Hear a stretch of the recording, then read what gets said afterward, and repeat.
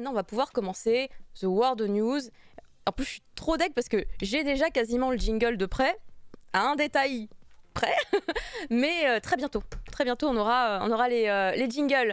On va commencer les news avec Bitel qui va nous parler d'un titre que nous recommande le grand Oda.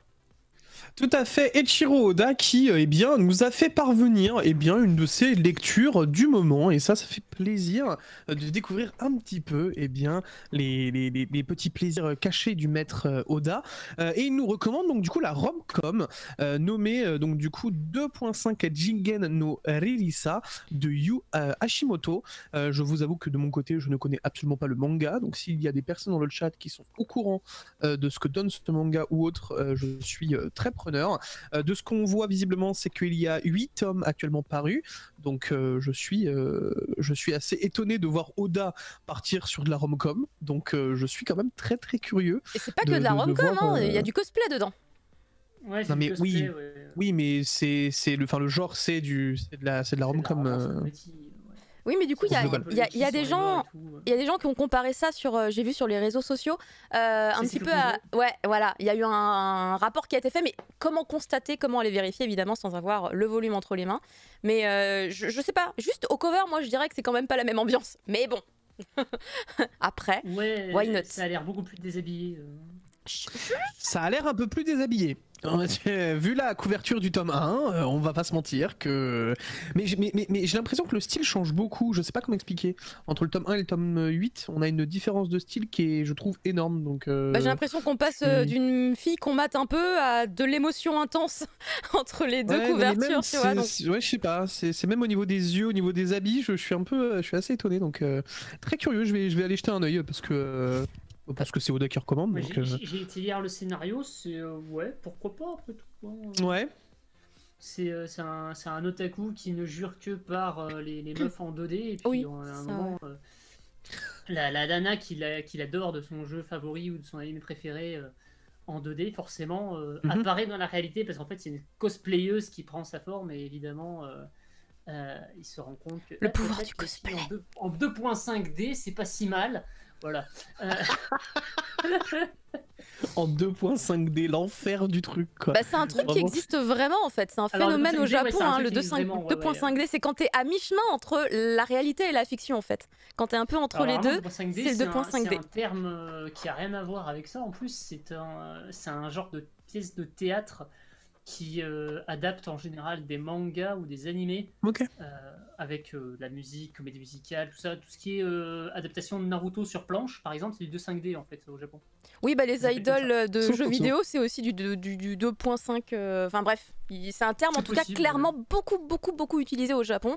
C'est vrai que beaucoup moins chez nous, hein, ça peut surprendre. Mais pas beaucoup, hein, d'ailleurs chez nous, hein, pour être tout à fait honnête. Hein, d'accord, donc on l'entend jamais. Hein. Pour le commun des mortels, non.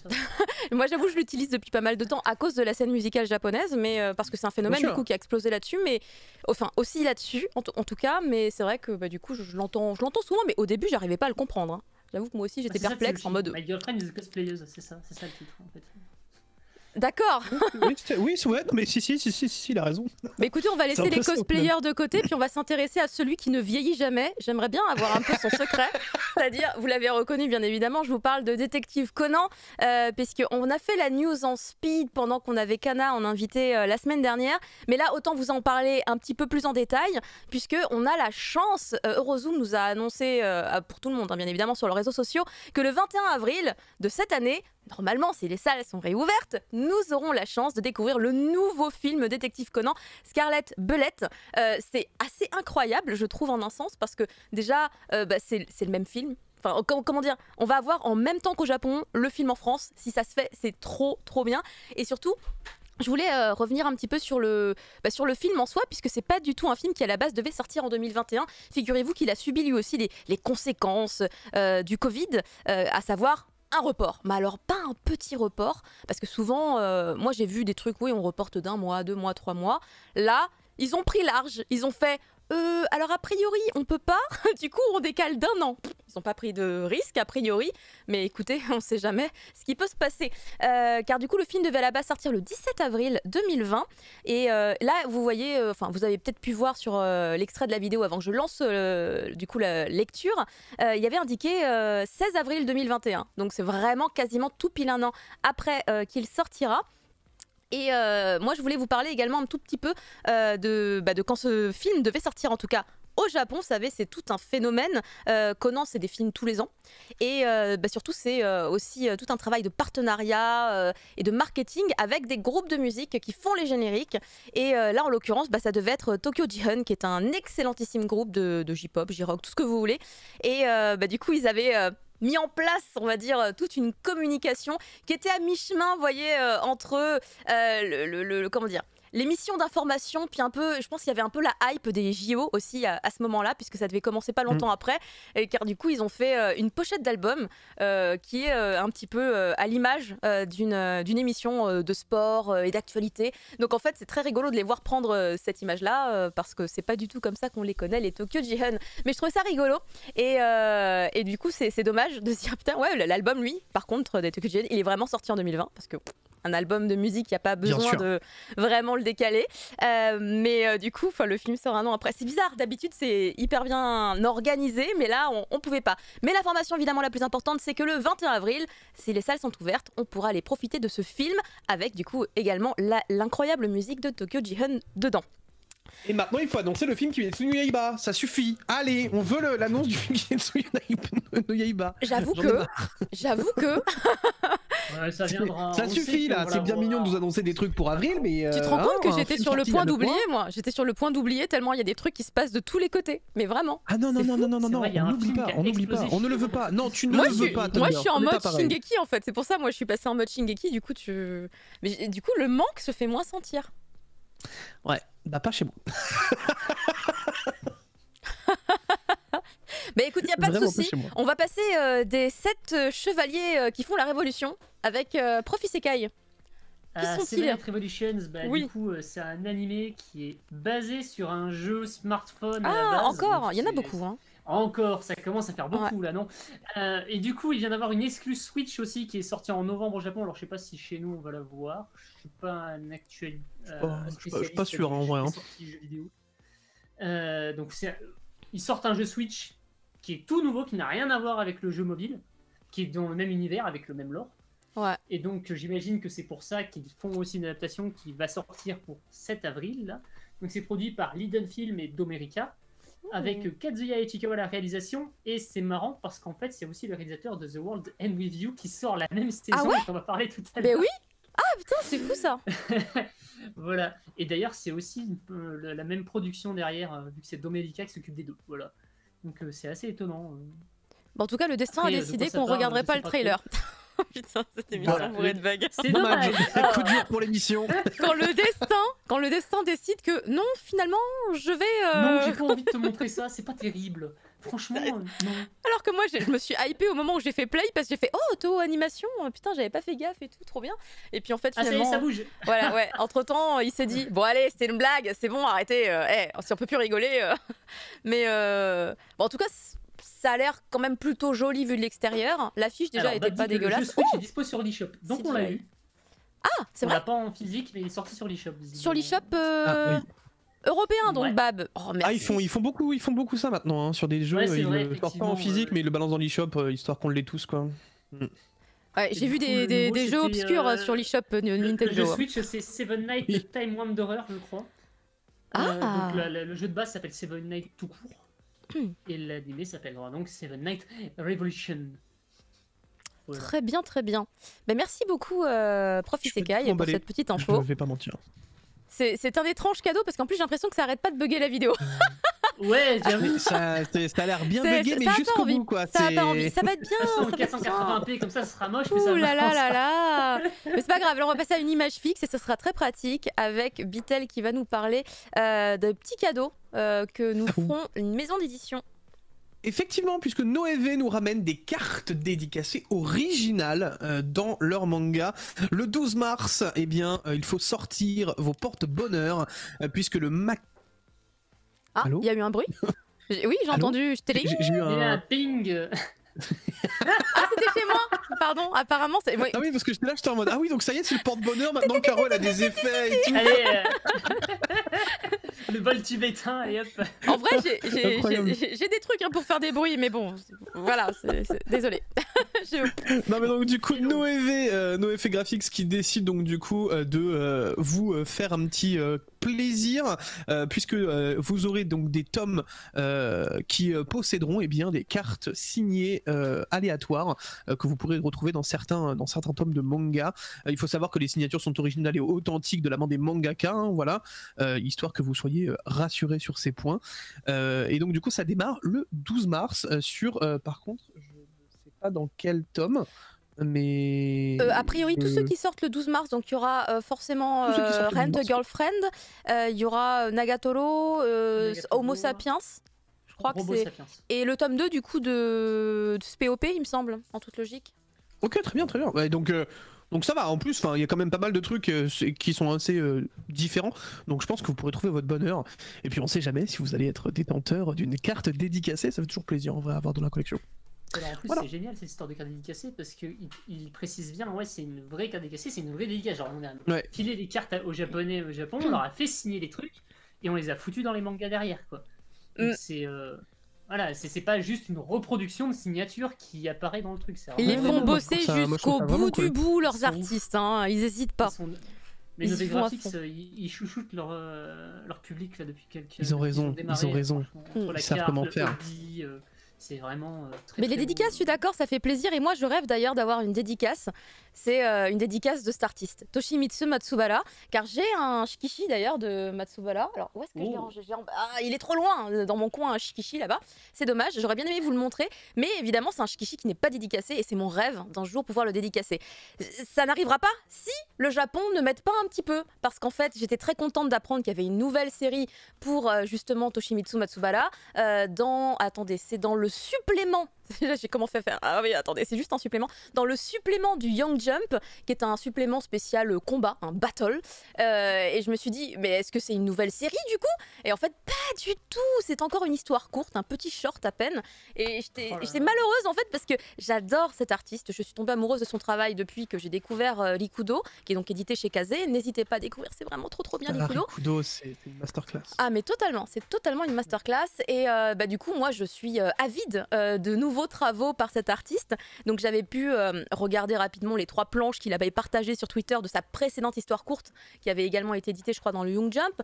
Et là, une deuxième qui s'appelle, alors c'est imprononçable, c'est Toraex, oui si ça se prononce en fait, Toraex, qui voilà, comme vous le voyez, va parler de combat et vous savez que c'est un grand maître dans les combats, il gère de ouf, donc ça doit être hyper stylé en plus. Ça sortira le 15 février, donc je vous disais dans le supplément du Young Jump consacré au combat, voilà, on a tellement un kiff sur les combats qu'on fait des petits suppléments en plus. Faites-moi des histoires que sur le thème des combats, allez-y go, c'est cool en soi, parce qu'il gère le thème, mais j'aimerais bien le revoir sur un truc plus concret, parce que comme ça veut dire qu'on aura une chance d'avoir son travail, parce que malheureusement, vous savez, en France, on n'a pas vraiment la possibilité d'avoir des histoires courtes. Elles apparaissent pas vraiment chez nous, sauf si elles sont intégrées dans des fins de tomes 1, 2, 3 ou 4, ou, enfin, ça dépend s'il y a de la place pour les caser, mais du coup, c'est hyper tendu. Donc, je suis un peu triste et en même temps je suis contente qu'il continue à faire des trucs et à faire des belles illustrations. Allez le follower sur Twitter, il est vachement bien et c'est trop bien son compte Twitter. Voilà, j'ai partagé tout mon amour pour lui.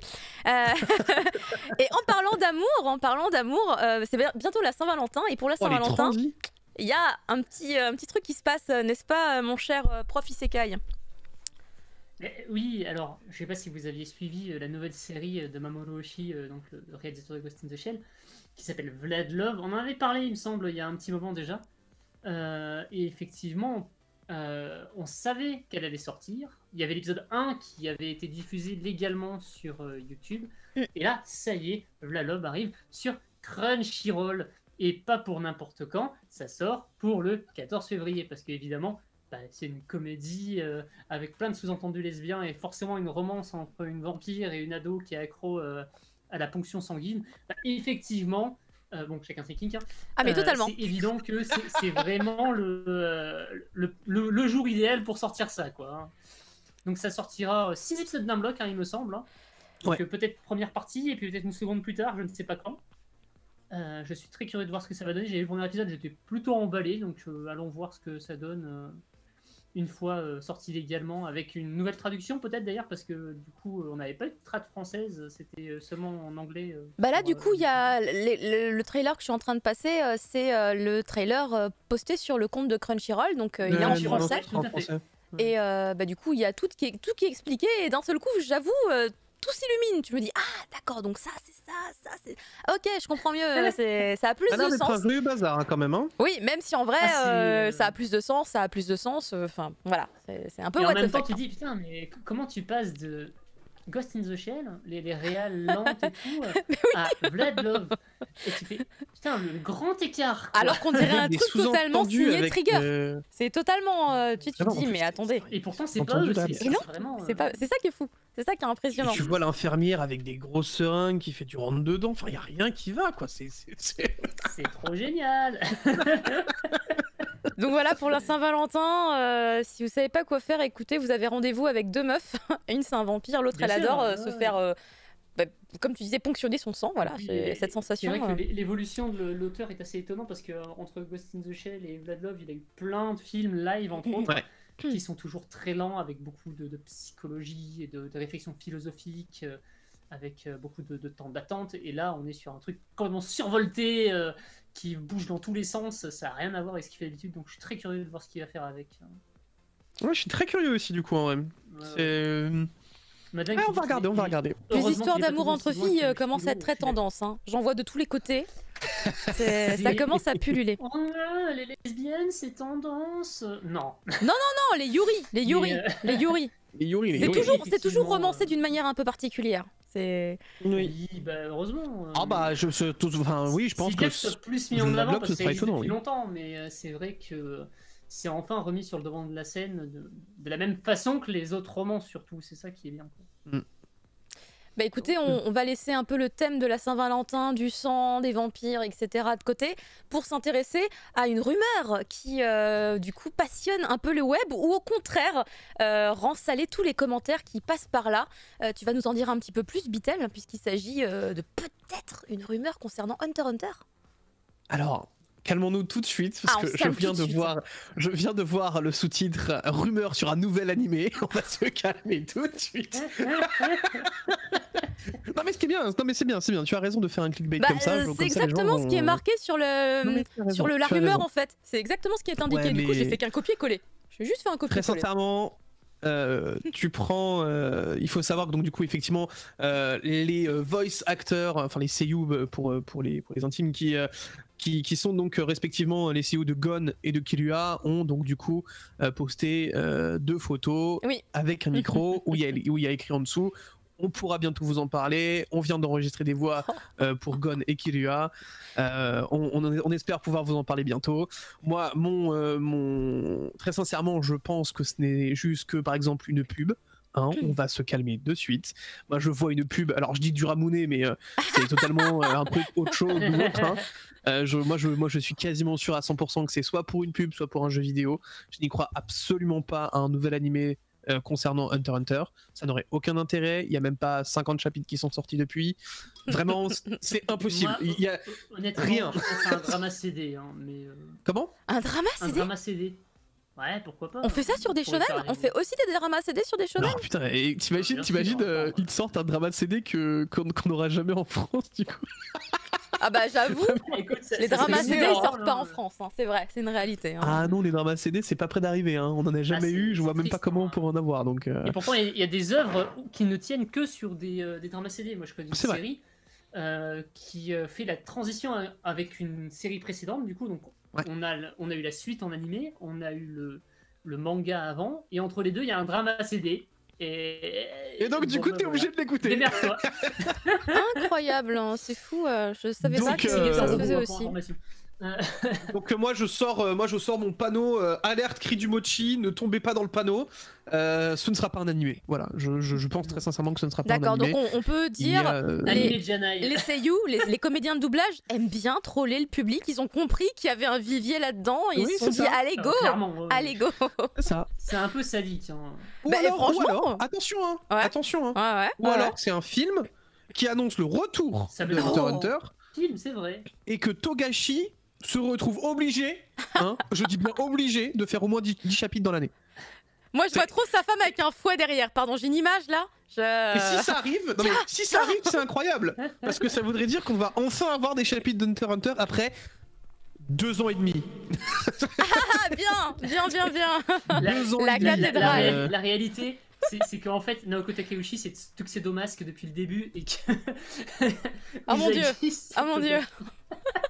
Mais écoutez, vous savez quoi, on va rester un petit peu dans cet espoir, parce qu'il y a des gens qui gardent un espoir de voir un jour une suite à Hunter x Hunter. Mais écoutez, moi j'avais carrément oublié que en fait il y avait un film qui se préparait pour Hayao Miyazaki, mais totalement. Mais en fait Hayao Miyazaki est sur un projet depuis 2017. Est-ce que vous vous souveniez de ça? Ouais. Mais oui, ça avait été annoncé. Ouais. Moi, j'avais déjà complètement oublié. En fait, il avait annoncé que ça lui prendrait 3 ans ou un truc comme ça. Alors finalement, du coup, on n'y est pas puisqu'on est en 2021. Par contre, il savait déjà. Ça triche. Non, après, il y a plein d'excuses. Il y a plein d'excuses, mais je vais pas vous les énumérer parce que ça ne sert à rien. Tout ce que je peux vous dire, c'est qu'a priori, aux dernières nouvelles, il a dit finalement, ce serait peut-être plutôt pour 2023. Ok, donc pour l'instant, on prend ce nouveau point de départ pour lui. Mais il nous avait déjà annoncé quel serait le roman duquel il ferait une espèce d'adaptation pour son prochain long métrage. Et en fait, figurez-vous que ce roman vient de sortir en français chez nous. Il s'agit, donc, son titre japonais, c'est Kimi Tachiwa do Ikiruka. Et du coup, en français, c'est Et vous, comment vivrez-vous? Alors, je me suis juste posé la question de mais d'où ça vient? Pourquoi ce roman-là? Et en fait, figurez-vous que c'est un roman qui date d'il y a super longtemps. Il est sorti en 1937 au Japon et il a été réédité plus de 80 fois. C'est un énormissime best-seller et c'est un titre apparemment plein d'espoir parce qu'il est sorti à une période où voilà, il y avait la guerre, c'était vraiment pas on va dire les meilleurs jours du Japon à cette période-là et ça a apporté beaucoup. C'est même un titre qui a été condamné. Enfin, il y a eu vraiment tout plein de trucs autour de ce roman qui du coup de toute façon aujourd'hui voilà est connu comme un best-seller et a un message apparemment assez important derrière. Et c'est pour ça que Hayao Miyazaki voulait l'adapter, même si a priori il a bien dit que ce serait pas une adaptation pure. Il va le retransformer à sa sauce totalement. Mais c'est un film qu'il a voulu faire apparemment pour transmettre un dernier message à son petit-fils, pour lui laisser un peu comme un cadeau après qu'il soit parti. J'espère qu'il pense pas partir bientôt parce que. Alors par contre attention, oui, par contre. Là, ça fait mal par contre. C'est abordé dans le chat, mais il faut savoir que justement, c'est pour ça que la news avait fait sensation à l'époque, c'est qu'il travaille seul sur ce film. Il a dit que... Attends, qu'est-ce qu'il a dit? J'ai vu un article justement aujourd'hui où il parlait de son rythme de travail qui était de tant de minutes par mois et qu'en fait finalement il s'est rendu compte qu'il avait grave ralenti de ouf et que du coup c'est pour ça que ça allait lui prendre bien plus de temps et qu'il visait plutôt l'année 2023 pour une potentielle sortie du film. Comment, pardon? Il va tout réaliser, genre l'animation aussi, les couleurs. C'est lui qui fait tout. Apparemment, il gère quasiment de A à Z. En fait, si tu veux, il veut que ce soit, il veut que ce soit son dernier héritage. Il veut vraiment que ce soit son monument, sa masterpiece. Et donc, du coup, il fait tout seul. Voilà, donc ce qui est assez louable, franchement, bravo Miyazaki, parce qu'il y a plein de gens qui se disaient qu'il allait prendre sa retraite parce que c'est un peu ce qu'il avait annoncé, mais regardez finalement le type de retraite qu'il a choisi, écoutez. En fait, il a vu que son film faisait des trucs nuls, donc du coup il a fait je peux pas prendre ma retraite, donc... je ne peux pas m'arrêter. Pardon, je suis désolé, mais vraiment en gros, je suis désolé, c'est pas ouf. Du coup, on va enchaîner sur la news d'après qui concerne l'adaptation en animé d'un jeu vidéo qui a l'air hyper stylé visuellement.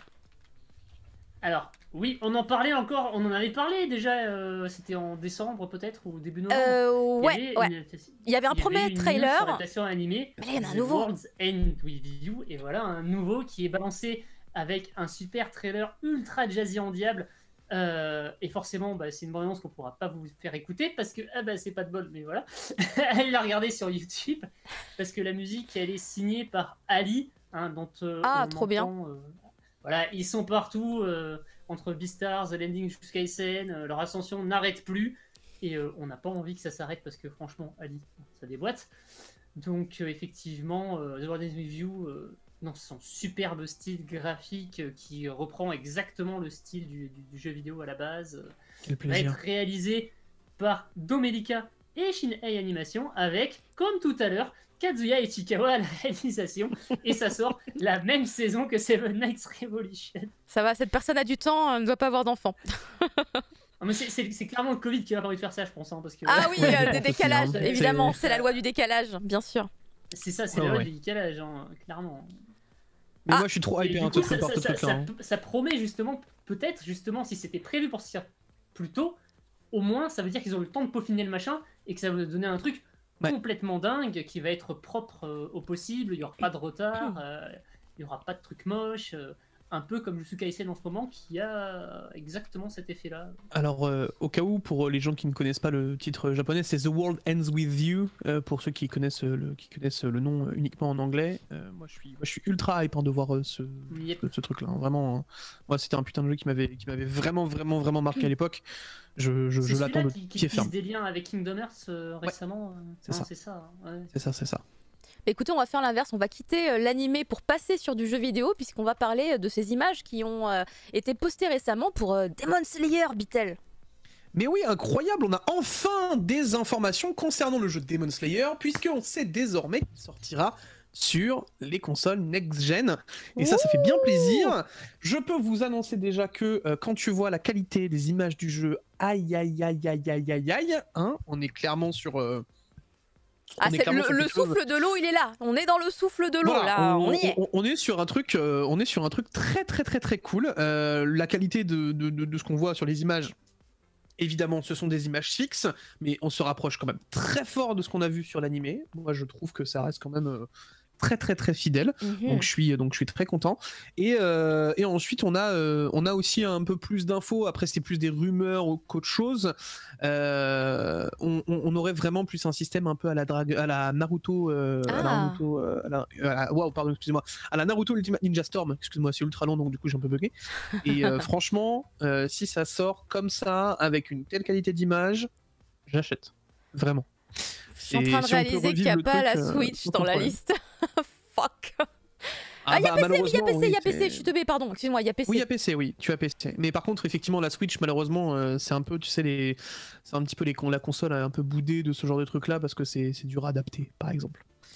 Donc, enfin, adapté sur le processeur de la... Le chat, je suis d'accord avec lui, hein, ça fait vraiment reskin de Ultimate Ninja Storm.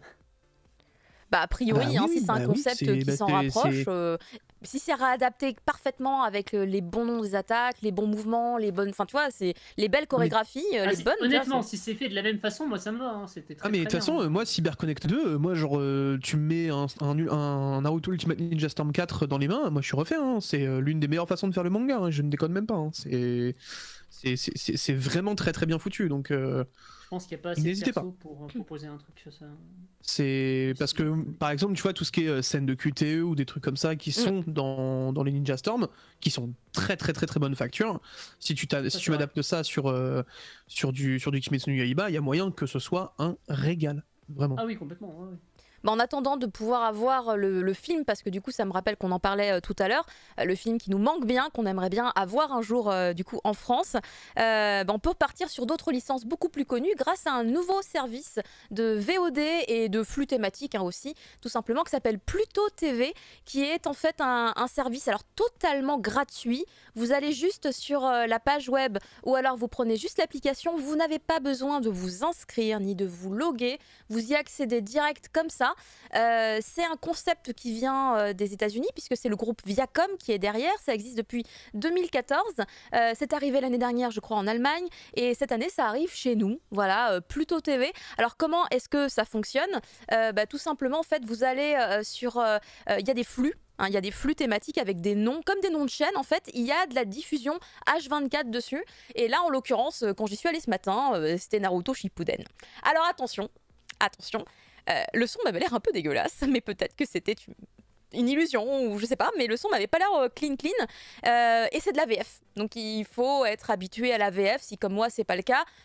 peut-être que ce sera un petit peu difficile, mais en tout cas, j'ai essayé de voir s'il y avait d'autres animés, puisque c'est un peu ce qui nous intéresse, malgré le contenu vraiment vaste de cette plateforme, puisque vous pouvez y retrouver, par exemple, l'intégralité de Plus belle la vie, etc. Enfin, il y a une chaîne, par exemple, qui s'appelle Plus belle la vie, c'est du Plus belle la vie H24, et après, vous pouvez le retrouver en VOD dans la catégorie. Enfin, c'est voilà. C'est un concept.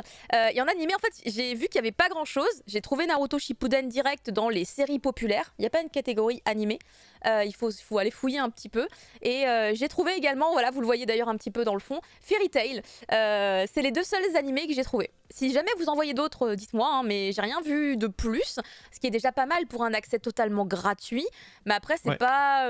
peut-être, enfin, pour quelqu'un qui est très très féru d'animé et qui a potentiellement déjà maté ça puisque c'est les plus populaires, c'est peut-être pas le meilleur plan. Mais pour quelqu'un qui ne connaît pas et qui a envie d'avoir tout type de contenu, je vois par exemple il y a sœurthérèse.com également de disponible. Il y a beaucoup de programmes français puisque c'est adapté à un public français. J'adore. Si je vous remonte un peu en arrière, regardez, vous voyez, il y a enfin voilà, il y a encore thérèse.com là, il y a pas Pimp My Ride ou un truc du genre. Enfin, c'est le contenu Viacom aussi. Ride. Je vois une voiture. Je vois une voiture, je crois que c'est... Ouais, c'est ça, c'est Pimp... Non, c'est Strip My Ride. Strip My Ride. Peut-être une version différente de Pimp My Ride. Déshabille ma voiture. Non, moi je vois du Pimp My Ride, hein, en tout cas là. En tout cas, de mon côté, je vois du Pimp My Ride pour le coup. Ok, c'est bien ça. Donc. Mais donc voilà. Et au cas où... Ouais, dis-moi. Au cas où, en fait, si tu veux chercher, tu dois aller dans divertissement et tu descends et en fait, tu as la chaîne Animé All Day. Oui, c'est ce que j'ai montré, je ne l'ai pas dit, mais c'est là dans ce screen-là, vous voyez, il y a le flux, donc c'est des chaînes thématiques, j'appelle ça du flux, puisque c'est un flux permanent, qui s'appelle Animé All Day, effectivement, et c'est là où vous aurez, j'imagine, en permanence, Naruto Shippuden et Fairy Tail. Voilà, all day long. J'imagine qu'ils vont étoffer leur catalogue avec le temps, mais pour l'instant, au démarrage, il n'y a que ça. C'est bien. Oui, bien sûr, on va dire que c'est déjà pas mal en soi. À un moment, on va y avoir One Piece et Bleach. Peut-être, en vrai. Pourquoi pas, ce serait cool. En vrai, ce serait hyper cool. Mais du coup, voilà, ça fait potentiellement c'est gratos, on prend. Hein. Mais c'est totalement... Désolé, ça fait vraiment Club Dorothée années 2000, tu sais. Bah ouais, mais attends, mais c'est trop bien de mettre... Tu peux mettre des gamins devant et les éduquer aux animés comme ça. Et tu ne payes pas un rond. Enfin, en vrai, moi, je trouve ça vraiment honnête de ouf. Oui, en fait, apparemment, c'est géré juste par la pub, donc j'ai pas encore vraiment essayé, mais j'imagine que si tu mates en SVOD, car j'ai regardé que le flux en direct, mais si tu mates en SVOD, il doit y avoir des pubs devant, derrière. Oui. Mais après, c'est un concept auquel on est déjà plutôt pas habitué. En tout cas, si vous êtes fan de shonen, en l'occurrence, je pense que vous allez être assez intéressé par la news qui vient, puisqu'il s'agit d'un shonen, d'un auteur qui fait des très bons shonen, justement. Yes. Alors, Ken Tashinohara est de retour dans le Jump. Donc, pour rappel, c'était l'auteur de Skate Dance, mais aussi de Astral Lost in Space. Tellement bien. Oh ouais, il est dans le Jump Plus, comme Spy Family. Voilà. Donc, le nouveau titre, c'est Witch Watch, qui vient tout juste de démarrer. Le chapitre 1 est déjà disponible sur Manga Plus et je l'ai lu tout à l'heure. Du coup, je peux vous en parler un peu plus. Donc, l'histoire, c'est une rom-com fantasy sur fond de cohabitation entre 2 lycéens qui sont obligés de coopérer. Ça rappelle les Orsons de Nisekoi, mais ne partez pas tout de suite. La fille est magicienne, le héros est un descendant d'Oni. Il va devenir son familier parce qu'elle revient de ses études de magie à l'étranger. Ah, familier, ok, d'accord. Forcément, il est super fort parce que c'est un Oni. Il va essayer de la protéger des autres et surtout de elle-même parce qu'elle n'est pas super douée et qu'elle fait plein de trucs stupides. Ce qui amène au fil conducteur de la série une prophétie qui a annoncé sa mort l'an prochain. Et du coup, est-ce qu'il va réussir à la protéger de ce funeste destin? On le saura si la série survit assez longtemps, hein, c'est tout le mal qu'on lui souhaite. Effectivement, en tout cas, moi, dès que l'émission est terminée, je vais aller prendre mon application Manga Plus sur mon téléphone et je vais aller découvrir ça parce que déjà l'artiste, je l'adore et puis en plus, je sais pas, le héros est canon. Je sais pas quel est votre avis sur l'héroïne, mais je trouve le héros vraiment mais en plus, très cacoï. C'est pas étonnant. C'est vrai, on est d'accord. Puis alors du coup, Morito, c'est la jeune nana Nico en pince pour lui à mort. Ah, parfait. C'est vendu, c'est bon. C'est vraiment, ça fait très Nisekoi sur le bord, mais en même temps, il n'y a pas ce côté amour-haine que je détestais dans la série, donc on va voir ce que ça va donner. Ça a l'air plus pipou peut-être. Ah, nice. Et un peu moins, comment dire. un peu moins harem, on va dire, parce que pour l'instant il n'y a qu'une seule fille. Ah oui. Donc, bon, Bon, voilà. en tout cas, on sait que Caro lira jusqu'au bout la série. Il n'y a même pas de. Comptez sur moi pour en parler. Juste pour dire, qu'est-ce qu'on pense du héros? Est-ce qu'on valide le héros? Moi, je valide déjà physiquement le héros. Aïe, aïe, aïe, aïe, aïe. Non, mais il a l'air cool de ce que bien. tu viens de nous raconter. En plus, le personnage, il a l'air vraiment, vraiment stylé. Donc, c'est plutôt une bonne nouvelle. Bonne nouvelle également du côté de chez Kiun, puisque du coup, il y a des packs promo qui sont disponibles. Bitel. Tout à fait, retour des packs promo. On en avait déjà eu les fameux packs découvertes qu'il y avait eu l'année dernière avec bon nombre de séries très intéressantes l'année dernière. Tout à fait. Mais cette année, c'est tourné autour de Magus of the Library, Heartgear, The Killer Inside, Gigante et Echoes. Et donc du coup, vous aurez les 2 premiers tomes pour le prix d'un. Ça fait toujours plaisir. Ça permet d'étoffer la bibliothèque à moindre coût. Et nous, on apprécie. Exactement. C'est Yes. j'arrive pas à le dire. Machin, librairie. Magus of the Library. Mais j'ai une pote, elle est genre méga ultra à fond. Son travail dans la vie, c'est de forcer les gens à lire cette série. Et Non, mais c'est vrai qu'on comprends très bonne tout à série Là, pour le c'est coup. une bonne idée. Alors, si tu veux, le nom japonais c'est Tojoka no Daima Jutsushi. Très bien, d'accord, ok. On va garder Magus of the Library. Très bien. C'est génial. Désolée. Lisez-le. Non, Merci. c'est très bien pour le coup. Un super titre, vraiment. Merci beaucoup. En tout cas, voilà, une idée pour dépenser de l'argent. Et moi, je vais vous en donner une autre. Avec, pourquoi pas, la Nendoroid de So I'm a Spider, So What. Alors, c'est Kumoko, c'est ce qui était indiqué en tout cas sur le site de Good Smile Company. C'est le nom qu'elle a a priori. Notre petite araignée de ce isekai si particulier où on va essayer d'encourager cette petite araignée qui a une vie vraiment pas facile. L'animé est actuellement en cours de diffusion sur Crunchyroll. N'hésitez pas à aller le découvrir de ce côté-là. Il y a évidemment aussi le manga disponible chez Pika Édition, mais chez Pika Édition, pour le coup, vous n'avez que la vie de l'araignée, vous n'avez pas le monde extérieur vraiment dedans, pour l'instant en tout cas. Et du coup, je trouve que elle est trop réussie en Endoroid en fait. Elle est beaucoup trop vraiment stylée. Elle est réussie. super bien. Toutes les expressions, le petit décor de la toile d'araignée dans le fond et tout, c'est juste parfait. Je suppose qu'effectivement, tu dois avoir du fil de fer à l'intérieur de la toile et que du coup, tu peux lui faire des poses différentes avec. Ah, Ça peut-être. vraiment Moi, je me très, suis demandé très si c'était bien, pas juste deux éléments différents qui se peut-être. fixent. Moi, j'ai l'impression que c'est plutôt 2 éléments parce qu'il y en a un, c'est une Alors flèche. oui, mais je pense que oui, il y en a un, c'est une flèche et l'autre, c'est plutôt un lasso. Mais je pense que le lasso, tu peux lui faire prendre plus de forme que ça, peut-être. Non, franchement, c'est super bien foutu. Mais c'est J'adore le très, design. Très stylé, ouais. Ouais. Je suis C'est pas vraiment. Nendo, mais pour le coup, celle-là, elle est très très bien. Et bien justement, si vous avez en envie même d'aller temps. dépenser votre argent tout de suite, il faut le faire maintenant puisqu'elle est en précommande actuellement et ce sera disponible en précommande jusqu'au 17 mars. Elle coûte environ 50 €. Et du coup, si jamais vous ratez le coche pour la résa, puisque ça fonctionne par réservation comme ça sur Good Smile, il faudra avoir de la chance et la trouver du coup sur les boutiques en ligne ou en magasin si jamais il y a des boutiques en France qui vont pouvoir les proposer. Et voilà, de réussir à tomber dessus. C'est pour ça, si on est sûr qu'on la veut, en général, faire la résa, c'est le bon plan. Vraiment, c'est le bon Tu l'as plan. déjà prise, Caro? Non, pas encore. Parce que du coup, je suis en train de me dire, attends, il me semble qu'il y a une Jujutsu qui va sortir là en plus, qui est pas mal. Du coup, il faut grouper les frais de port, Donc tu ça comprends? coûte combien? Alors là, celle-là, elle est à 50 €. Ça me semblait un peu cher, mais c'est vrai qu'il y a plein d'éléments avec. Il y a des Nendoroid avec moins d'éléments et qui sont moins chers. Là, celle-là, 50 €, je pense que avec tout ce qui est fourni, c'est pas fou. Après, Franchement, c'est pas un mauvais prix. pour le coup, je pense que c'est l'une des plus belles Nendoroid que j'ai vues, hein, en vrai de vrai. Hein. De Donc, ouf, je vais la mettre à clairement. côté de ma Tachikoma. J'ai un Tachikoma en Nendoroid. Je pense que les deux vont être magnifiques. Côte à côte, ça va être cute. Je ferai une photo. Et pourtant, je suis pas spécialement fan de Nendoroid, mais celle-ci, j'avoue que là, elle est vraiment sympa. L'araignée Vraiment, organique, très pote cool. avec l'araignée mécanique, moi ça me va. Ça te... Pardon, comment? Ça me va, l'araignée organique copine avec l'araignée mécanique. Ah oui, voilà, les deux araignées ensemble. Ouais, moi aussi. Les deux araignées Je trouvais ensemble, que ouais, c'était bien pensé. On va passer à un film. Oh mon Dieu, attendez.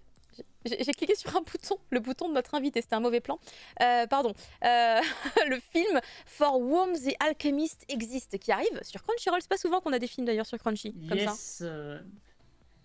Non, vous l'attendiez? Non, c'est pas grave, hein, il est là quand même. Il est là quand même. C'est une adaptation voilà. C'est une adaptation d'un tactical RPG mobile dont on a vaguement entendu parler chez nous, ça s'appelait The Alchemist Code. Le film est sorti au cinéma en 2019 et maintenant vous pouvez le voir chez vous. C'est réalisé au sein de Satellite et par attention, c'est un poids lourd, c'est Shoji Kawamori qui a la réalisation en fait. Donc Kawamori, c'est le réalisateur de Macross, hein, donc il fait acte de présence sur le projet, parce que quand on dit réalisateur en chef, en général, ils font grand chose, ils disent voilà, il faut que ça ressemble à ça, j'ai cette vague d'idée là, et du coup il y a un mec en dessous qui va réaliser le truc à sa place, et la personne là cette fois c'est Masanori Takahashi qui est à ce poste. On lui doit entre autres l'animé que tout le monde a oublié, le trigger qui s'appelle Battle, dont on a retenu que le monologue super énervé de l'épisode 7. C'est à peu près tout ce qu'on peut faire de plus à dire sur cette série. Pour l'instant, je sais pas ce que donne le jeu, je sais pas ce que donne le film. J'irai voir peut-être le film ce week-end si j'ai le temps. Mais honnêtement, au trailer, ça a l'air propre. Donc pourquoi pas, après tout, pour de la fantasy comme ça, ça se tente, quoi. C'est pas... Surtout que Satellite n'est pas un mauvais studio, il n'est pas trop connu des fans en général. Mais effectivement, c'est le studio qui s'occupe de Macross en général. Donc, ça reste joli et bien réalisé. Eh ben, ça en fait des choses à mater avec ce film, et surtout aussi là, ce qui nous arrive, c'est-à-dire toutes les nouveautés, si on peut les appeler comme ça, qui arrivent dans le catalogue d'ADN. Effectivement, et en plus, il y a des trucs qui sont un peu étonnants cette fois-ci. On a quand même le retour de World Trigger, shonen à succès qui n'a pas très bien, marché à ce moment en France, mais qui pourtant est un très très bon manga, bien que la saison d'animé est pas forcément top, la saison 2 rattrape quand même beaucoup en ce moment. On rappelle que le manga est chez Kazé, voilà, juste rappel. Le manga est chez Kazé, tout à fait. On a quand même To Love Ru Darkness. Bon, j'avoue que peut-être que je suis fan de To Love Ru. Est-ce qu'on peut me jeter la pierre? Je ne pense pas. Oui, attends, je cherche quelque chose à te jeter, mais j'ai rien à part des petits chats mignons de Maliki. Pourquoi Laissez-moi tranquille. Oh là là. On a Last Exile, évidemment, un classique de chez classique. Oui. Très très cool. Noblesse, l'adaptation du webtoon qui arrive également. On a évidemment la suite des épisodes de Reborn, la suite des épisodes de Shaman King. De nouveau... Non censuré, tout à fait. De nouveaux arcs de One Piece, Punk Hazard et Dressrosa, aka les pires du manga, ça fait plaisir. Et ensuite il y a un truc un peu français qui s'appelle 50 nuances de grec. Et non, nous ne parlons pas de kebab, mais bel et bien de la mythologie grecque, où vous allez avoir plein de petits trucs assez rigolos autour de différents dieux grecs ou de mythologie grecque, enfin autour de références de la mythologie grecque. Et franchement, c'est très très très très cool. Il faut savoir que ça avait été diffusé sur Arte à la base. Moi, je vous le conseille très fort, puisque j'ai regardé les 30 épisodes de la première saison qui sont excellents. Voilà. Ah oui, je vois le même genre le genre de série que c'est, effectivement. Mais merci beaucoup. C'est vraiment super cool. Merci pour la reco. Je pense que ça va intéresser pas mal de viewers, parce que du coup, si les gens se posaient la question, maintenant vous savez de quoi il s'agit. ADN qui donc a un catalogue qui s'étoffe de mois en mois. Je vous rappelle qu'il y a quelques temps d'ailleurs, ils ont rajouté dans leur catalogue la série My Next Life as a Villainess, qui était à la base sur Crunchyroll. Et justement, c'est incroyable, mais figurez-vous que le manga de cette série arrive en France au mois d'avril grâce à Delcourt Tonkam. Alors, il ne portera pas le même nom que la série, à savoir My Next Life as a Villainess, All Roads Leads to Doom. C'était très long. Ils ont décidé de le transformer en Otome Game, qui de toute façon, je crois, est un peu le nom qu'il porte en japonais. Il me semble qu'en japonais, ça s'appelle vraiment Otome Game et plein de trucs, parce que c'est un nom à rallonge de ouf. À la base, c'est un light novel. C'est ça, je crois que c'est un light novel. Je sais plus, il y avait une série qui était très perturbante, car en fait c'était d'abord un autre truc, et puis après c'est devenu un light novel. Je sais plus, je crois pas que ce soit celle-ci, mais en tout cas Otome Game, il faut savoir que le manga, il va bien plus loin que l'animé. Il y a déjà 6 volumes qui sont disponibles au Japon. Et moi, j'avais pu lire le premier tome en japonais, parce qu'il y a plein de plateformes de lecture numérique au Japon, mais vraiment des quantités. Et souvent, mais tellement souvent, il y a des promos. Donc si vous maîtrisez un peu le japonais ou vous voulez vous entraîner un petit peu à lire du japonais, essayez d'aller sur des plateformes comme C'est moi, cmoa.com ou .jp, je sais plus, mais C'est moi sur Google, vous trouverez. Et il y a souvent des promos pour au moins les premiers chapitres, ou même carrément les tomes 1. Celui-là, j'ai lu le tome 1 gratos. Et c'était vraiment trop cool. J'ai pu me rendre compte à quel point finalement l'animé n'allait pas vite, parce que le manga va bien plus loin. Et en fait, même ça va pas tout à fait exactement dans la même direction. Comment dire, l'animé n'est pas un copier-coller du manga, puisqu'à mon avis, ça doit être plutôt un copier-coller du light novel, car c'est souvent comme ça que ça se passe. Mais du coup, ça peut vous donner une autre vision de cette série qui sort vraiment des sentiers battus. On sort des clichés, mais partout, c'est juste génial. On va de surprise en surprise. Donc si ça vous fait marrer un peu les rom-coms avec des clichés qu'on casse. Ouais. Non, franchement, il est trop bien. Et je ne saurais que vous recommander justement ce tome 1 que j'ai pu lire en japonais. Bon, j'ai pas tout saisi, bien évidemment, je suis pas bilingue, mais du coup, j'ai hâte de pouvoir le redécouvrir en français, ça sera encore mieux. Et je pourrais vous en faire une bonne review. Et donc, ça sortira en avril 2021. Et puis, alors, autant ça, c'est un début, mais là, on a une news Prof Isekai concernant une fin. Prof Oui, effectivement, une fin. Oui. J'ai disparu. Non, moi, je te vois. Tu as freeze frame une seconde, ne t'inquiète pas, tout va bien. Donc, je disais... Non, mais ça va, alors. J'avoue. Bon, je suis vivant. Oui. C'est la fin, enfin, de Super H Cross Heroes, hein, voilà. Ce manga ecchi méga cringe qui venait à peine de sortir chez nous. Et dont la version animée a été diffusée sur Wakanim l'an dernier. Hein, donc ça y est, c'est terminé au Japon en 12 tomes. C'était dans le Jump Square, si je dis pas de bêtises. L'histoire, c'est l'humanité qui est lentement envahie par une race alien qui se cache dans l'ombre et ourdit de sombres complots à base de vol d'énergie de la libido. Le concept pourrait donner un truc assez drôle. En fait, c'est juste super gênant et malsain. Donc, heureusement, ça s'arrête. Hein, et ne l'achetez pas, ça ne sert à rien. Voilà, et on passe à la suite. Incroyable. Et ça a eu un animé, alors que Psyren n'a toujours pas d'animé. C'est une honte. C'est vrai que Siren est très bien. Totalement, ça, je suis tout à fait d'accord là-dessus. Mais alors, on est bien d'accord. Psyren, c'est honteux. C'était salé. Mais moi, tant que Psyren ne sera pas adapté en animé, je serai là pour cracher sur les animés qui ne méritent pas. Je le dis haut et fort. Mais écoutez, il y a pas de problème, on va juste laisser les ondes négatives pour aller du côté des ondes positives, car on a une très bonne nouvelle qui arrive là. On a été teasé de ouf concernant ce tome 98 de One Piece, et là ça y est, c'est du concret. Ça y est, le reveal, ça y est, vous le savez désormais. Nous, on avait un petit peu eu des 3 petites informations. Et enfin, les versions collector du tome 98 de One Piece qui arrive avec sa belle reliure en simili-cuir pour vous donner l'impression de déballer le plus beau des trésors. Et bien franchement, c'est très réussi, ça fait bien envie, et forcément quand tu as ce genre de choses là dans ta bibliothèque, ça fait comme beaucoup d'effets. Donc je suis extrêmement hype de pouvoir en posséder un chez moi. En tout cas, ce sera très probablement acheté de mon côté. Totalement, ça pue le day one quand même, hein. Tu te dis voilà, c'est beau. Même si tu fais pas One Piece en fait, t'en as envie. C'est pareil, hein. J'ai pas encore acheté. Moi perso, j'ai pas One Piece dans mon étagère, tu vois. Mais il y aura un tome 98. Même, hein. Comme ça, je suis sûr de l'avoir. Voilà, j'aurai le tome 98, puis le 99 et 100, je vais faire pareil, tu vois. Et comme ça, je suis sûr que j'aurai cette version collector, et que quand un jour je vais me dire allez, on achète One Piece quand même, j'aurai quand même mon tome 98, 99 et 100 en collector par Glénat, et j'aurai pas à aller le chercher à 200 balles par des connards de spéculateurs sur internet.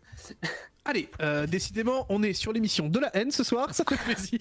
Non, franchement, bravo à Glénat, le produit a l'air super quali. Ça a l'air super bien fini. Vraiment, ça a l'air super bien fini. En plus, One Piece, j'ai même pas fait exprès de le caler là, mais One Piece que vous pouvez retrouver bien évidemment sur Crunchyroll, pas en VF, hein, évidemment pas en VF, mais du coup je reviens sur les VF de Crunchyroll puisqu'on en a parlé la semaine dernière, mais on n'avait pas les dates.